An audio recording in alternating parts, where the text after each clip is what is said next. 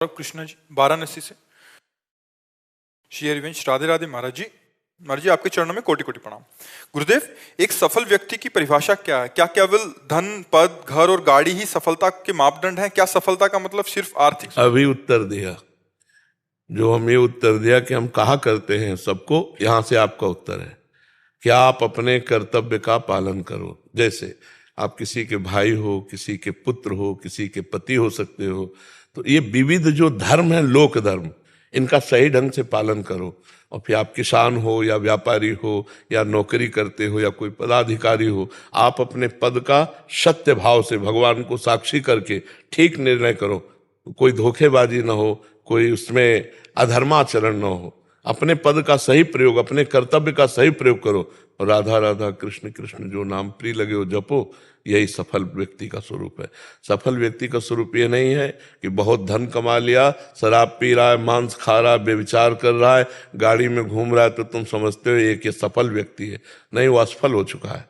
वो इंद्रियों का गुलाम, वो मन का गुलाम, वो भोगों का गुलाम, वो नष्ट हो जाएगा। सफल व्यक्ति वही है जो अपने कर्तव्य में दृढ़ रहता है, कभी कोई पापाचरण नहीं करता, कभी ना किसी के प्रलोभन से ना किसी के भय से अपने धर्म का त्याग नहीं करता। वो सफल व्यक्ति है।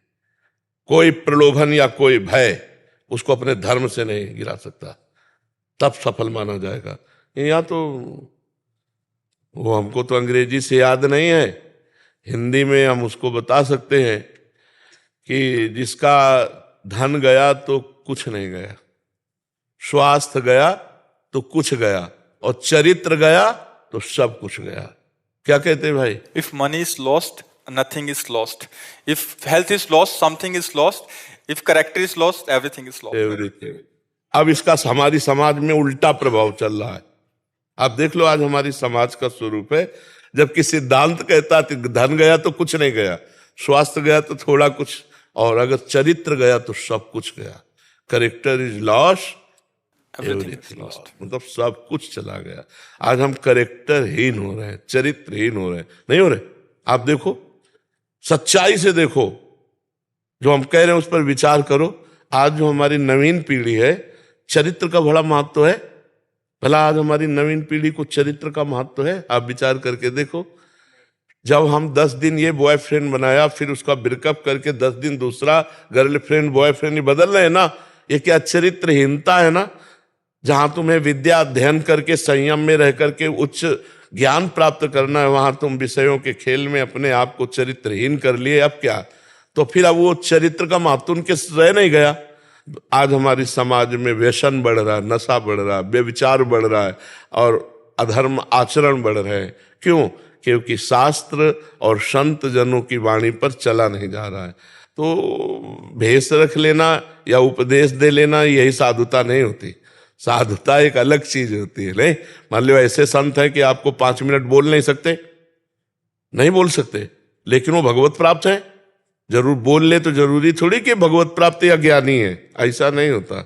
ऐसे ऐसे संत हैं कि वो आपसे बात ही नहीं करेंगे, वो अपने स्वरूप में रमण करें, उनको बोलने की फुर्सत कहाँ है। और ये आप उनको देख के मान भी नहीं सकते कि कोई संत होंगे, वो भगवत प्राप्त है। हमारी दृष्टि में बहुत से ऐसे संत हैं जो भगवत प्राप्त हैं। आप उनको दिखा दें आपको, तो आप कहोगे जनरल आदमी या संत है। ऐसे नहीं, और बड़ी बनावट है, बड़ा बड़ा सब कुछ है, लेकिन अंदर खोखा है, अंदर आध्यात्मिक कुछ नहीं। भगवान से प्रार्थना करें कि आप तो जानते हो सच्चा और कच्चा, तो आप हमको सच्चे संतों से मिलाइए।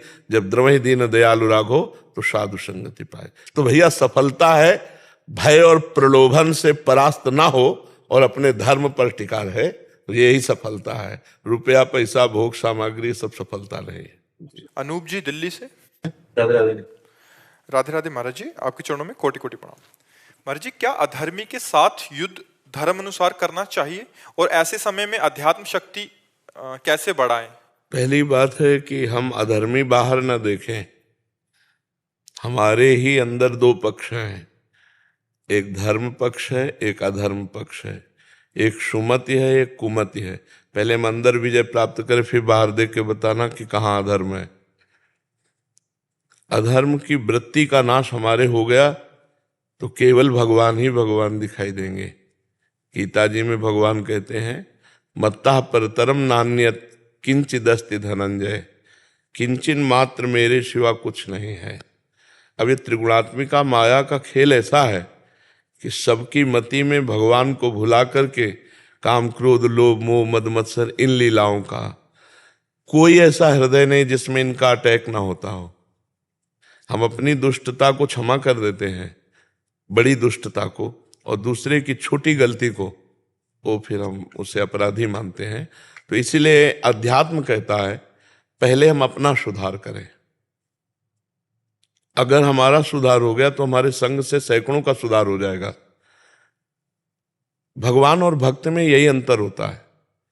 भगवान दुष्ट का विनाश करते हैं और भक्त दुष्टता का विनाश करता है। हमें लगता है शराबी की शराब छूट जाए तो अच्छा आदमी हो गया ना, नहीं, दुष्ट की दुष्टता छूट जाए तो साधु हो गया ना। तो हम दुष्ट को युद्ध के द्वारा परास्त करके मार डालें, ये हमारा विषय नहीं है। हम अपने अंदर आध्यात्मिक शक्ति पैदा करके उसकी दुष्टता को मार दें, ये हमारा विषय है। तो हमें चाहिए कि हम अगर अध्यात्म से जुड़ रहे हैं तो हमें बलवान होना है, इतना अध्यात्म से बलवान होना है कि हमारे दर्शन हमारे संभाषण से उसका जीवन परिवर्तित हो जाए। हमारी प्रार्थना भगवान उसकी बुद्धि को शुद्ध कर दें, ये तो हमें। और ऐसे अगर कदम उठाओगे तो कानून आपको अपने अंदर में ले लेगा। आप किसी को अधर्मी मान करके मार दें तो आपको 302 में जेल जाना पड़ेगा ना, आपको सजा हो जाएगी। तो मतलब ठीक नहीं रहा, ठीक नहीं रहा। अध्यात्म कहता है उसकी दुष्टता को मार दो। उसकी दुष्टता के मारने के लिए आपके पास पहले बल तो होना चाहिए, वो है अध्यात्म बल, नाम जप भजन। जैसे देखो जो भजन करने वाले भगवत प्रेमी महात्मा जन है, लाखों जनों का कल्याण करके चले गए। तो हमको भी यही सोचना है कि साधु का मतलब केवल वेश से नहीं होता है, उद्देश्य होता है। यदि आप अध्यात्म में परिपक्व अवस्था को प्राप्त हो गए तो आप महापुरुष हैं पैंट शर्ट में भी।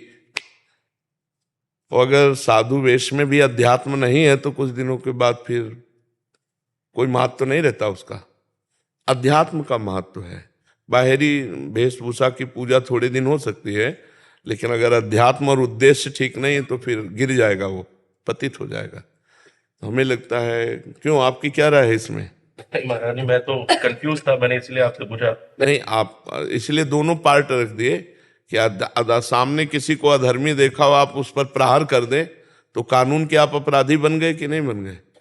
बट महाराज जी कभी कभार कानून के सामने ही वो जो इतना झूठ बोला जाता है तो उसको कवर करने के लिए अध्यात्म पावर, दो कानून है, एक है हमारा भारतीय संविधान, एक है भागवतिक संविधान। भारतीय संविधान से बच जाएगा तो भागवतिक संविधान उसके ऊपर लागू हो जाएगा, उसको नष्ट कर देगा। जिन्होंने भारतीय संविधान को अपने हाथ में लिया तो भागवतिक संविधान ने मिटिया मेट कर दिया उनका।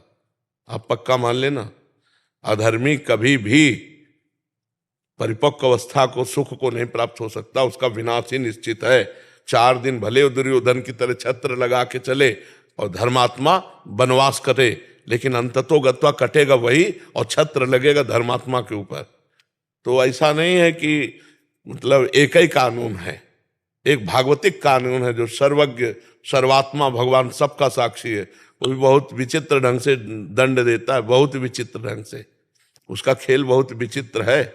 वो ऐसा दंड देता है कि फिर हम कह रहे कि आप खुली आंखों से देखो ना संसार को, क्या हो रहा है। इतने भारी भारी कष्ट भोग रहे हैं तो कर्म के बिना भोग रहे हैं क्या? तो जो पापात्मा और सुख भोग रहा है तो अपने पूर्व के पुण्यों को भोग रहा है। जिस दिन उसका पूर्व का पुण्य नष्ट हुआ ना, उसी दिन वो बर्बाद हो जाएगा। कार में आग लगी, मर गए, सब जल गए। इतने लोग, ऐसा उसी का विधान है, कोई नहीं जानता। उसको अपने कर्म का फल अवश्य में भोक्तव्यम कृतम कर्म शुभाशुभम। तो हमको चाहिए कि कानून हाथ में ना ले। 2 कानून है, अगर इस कानून से वो पैसा के द्वारा या किसी सफाई के द्वारा गलत छल कपट से बच जाता है तो भागवतिक कानून से नहीं बचेगा, उसको नष्ट होना। एक समय आता है जब पुण्य साथ देता हो, हम पाप करते हैं, और जब इस पुण्य को समाप्त कर लेते हैं हम, और पूर्व का पाप और वर्तमान का पाप मिलेगा, तो भाई उसे कोई नहीं बचा सकता। यहाँ का कानून अगर चूक कर देगा तो वहां का कानून चूक नहीं करेगा। तो हमें लगता है अधर्म तो अंततो गत्वा नष्ट ही होगा। तो हमको विश्वास रखना चाहिए भागवतिक कानून पर, अपने भारतीय कानून पर हमें विश्वास है। जब हमारा विश्वास है तो इधर चूक होगी तो भागवतिक कानून लागू हो जाएगा। हमें अपने अध्यात्म को पुष्ट करना है, अपने को बचाना है और उसकी दुष्टता को नष्ट करना है, दुष्ट को नहीं। ये सिद्धांत अध्यात्म का हम आपको बता रहे हैं। महाराज जी, इस टाइम पे जब नाम जप करते हैं तो बहुत नेगेटिव थॉट्स माइंड में आते हाँ, तो यही तो है अधर्म। जो हमारे अंदर बैठा हुआ है वो हमारे सामने आ रहा है। जैसे एक तालाब है, कुछ नहीं दिखाई दे रहा, लेकिन एक हाथी घुसे उसमें, तो आप देखो कछुआ और मेढक वो सब निकल के भागने लगेंगे ना। तो महाबली जब नाम अंदर प्रवेश करता है तो हमारे हृदय में जो छुपे हुए काम क्रोध के, तो वो सामने नजर आने लगते हैं, गंदी बातें सब ऐसे, तो वो नष्ट हो रही हैं। आप नाम जप करते रहिए। जैसे आपके मोबाइल में कोई मैसेज है पुराना और डिलीट करना तो सामने आएगा ना, तो आप उसको डिलीट करेंगे। अब वही मैसेज 1 लाख बार किया गया हो 10 साल में तो 1 लाख आएगा ना आपको। तो ऐसे ही अनेकों जन्मों में हमारे द्वारा पापाचरण काम क्रोध आदि के द्वारा हुए हैं। तो लगता है कि यार वही बात बार बार आ रही है, ऐसा लगता है ना, वही गंदी बात, वही काम, वही क्रोध, वही बात। मतलब नाम काम नहीं कर रहा क्या? नहीं, नाम काम कर रहा है। एक एक मैसेज डिलीट होगा। धीरे धीरे धीरे धीरे मन जब निर्मल हो जाएगा तो निर्मल जनमन सो मोहि पावा, भगवान के निर्मल जनमन सो मोहि पावा, वो भगवान को प्राप्त हो जाता है। तो नाम जप करते रहो और दूसरों के लिए प्रार्थना करो कि भगवान इसकी बुद्धि शुद्ध कर दो। अगर शुद्ध कर दोगे तो इसकी दुष्टता का नाश हो जाएगी, अच्छा आदमी बन जाएगा, हमारे भारत की समाज के काम में आ जाएगा। और जो नहीं सुधरते हैं तो उनके लिए फिर भगवान व्यवस्था कर देते हैं, बड़ी व्यवस्था है। देखो जेल भरी है, जो जेल भरी तो यही व्यवस्था है। भगवान कहीं ना कहीं से वो बहुत बहुत खिलाड़ी हैं, बहुत बड़े खिलाड़ी हैं, जिनको कोई नहीं दबा सका ना, ऐसे टमाटर की तरह रोड में पिस गए। वो 1 मिनट में ऐसा खेल खेल देता है कि बस इसलिए भगवद आश्रित रहो। दूसरों को दुख पहुंचाने की बात मत सोचो, दूसरों के पहुंचाए हुए दुख को सह लो और उसका मंगल मना दो। भगवान इसकी बुद्धि शुद्ध करो, इसका भला करो, तो तुम्हारा भला हो जाएगा, तुम्हारा मंगल हो जाएगा। हमारा अध्यात्म तो यही कहता है। अध्यात्म कहता है एक थप्पड़ मारा तो चुपचाप सह जाओ और उसका मंगल मनाओ। अब ये बात जीवन मुक्त होने के लिए। अब इसमें कह दे यार कैसे सह जाए, तो एक थप्पड़ तुम सह गए, तुम्हारा भारी पाप नष्ट हो गया, और उसने एक थप्पड़ मारा, उसको भारी पाप लगा, अब वो तो बोझा में दबेगा और आप मुक्त हो जाओगे। तो ये अध्यात्म के रहस्य को समझना थोड़ा कठिन होगा, समझ जाए तो बहुत जल्दी निकल जाए। ठीक है ना? राखी जी राजस्थान से। राधे राधे। राधे राधे महाराज जी। महाराज जी, जब भक्ति से मिली सफलता या खुशियों के कारण मन कभी कभी खुद को सही और दूसरों को गलत मानने लगता है और भक्ति में अहंकार और या व्यक्तित्व। इसे सफलता नहीं कहते, ये भक्ति की सफलता नहीं है, ये क्रिया के अहंकार जनित, शुभ क्रिया के अहंकार जनित परिणाम है। जो हम अहम से होकर शुभ क्रिया करते हैं, उसका जब अनुकूल फल आता है, चाहे आंतरिक आनंद हो चाहे बाहरी कोई वस्तु भोग हो। आंतरिक आनंद का मतलब भगवदानंद नहीं है, आनंद कोश है। विज्ञान में कोश, अन्न में कोश, मनो में कोश, प्राण में कोश, आनंद में कोश, ये 5 कोश है अंदर। अब जीव को ज्ञान तो है नहीं, तो हम जो शुभ कर्म करते हैं एक हर्ष होता है। जैसे एक गरीब आदमी को एक भैंस मिल जाए 20 लीटर दूध देने वाली, वो हर्षित हुआ ना, और इसके बाद अगले दिन बीमार हुई, मर गई, वो रो रहा पूरा परिवार बैठ के। ये हर्ष और शोक कर्म के परिणाम स्वरूप आते जाते रहते हैं। भगवदानंद जब आएगा तो सब में भगवान की तरफ भाव करके झुकना आएगा, दोष दर्शन नहीं। जब भक्ति का फल जागृत होगा तो जब डाल में फल लगता है तो झुकता है ना, तो तृणादपि सुनीचेन, तृण से भी अपने को नीच मानने लगेगा। तो दूसरों में दोष दर्शन अहंकार का लक्षण होता है। जैसे अपने में गुणाभिमान कि मैं तो अच्छा हूं और ये गलत है, ये अहंकार का लक्षण है, भक्ति का लक्षण नहीं। भक्ति का लक्षण क्या है? दूसरे में भगवत भाव, अपने में नीच भाव। हनुमान जी महाराज कितने महान भक्त है, और विभीषण जी से क्या कह रहे हैं? असमय अधम सखा सुनो, मोहू पर रघुवीर, मैं अधम हूं। कहाँ महाभागवत भगवान शंकर के अवतार से हनुमान जी कह रहे मैं अधम हूं, और हम अपने को गुणवान समझ रहे हैं। दूसरे को दोषी समझ रहे हैं, ये भक्ति का फल नहीं। ये अहंकार, शुभ कर्म, अच्छे कर्म करने से अहंकार पुष्ट हुआ और वो दूसरों में दोष दर्शन करके अपने कर्मों को भी नष्ट कर रहा है, जो शुभ कर्म है। तो हमारी बात समझ में आ रही है? इसका कुछ आपके अंदर संशय? रविंद्र सिंह जी, उज्जैन। राधे राधे जी। राधे राधे महाराज जी।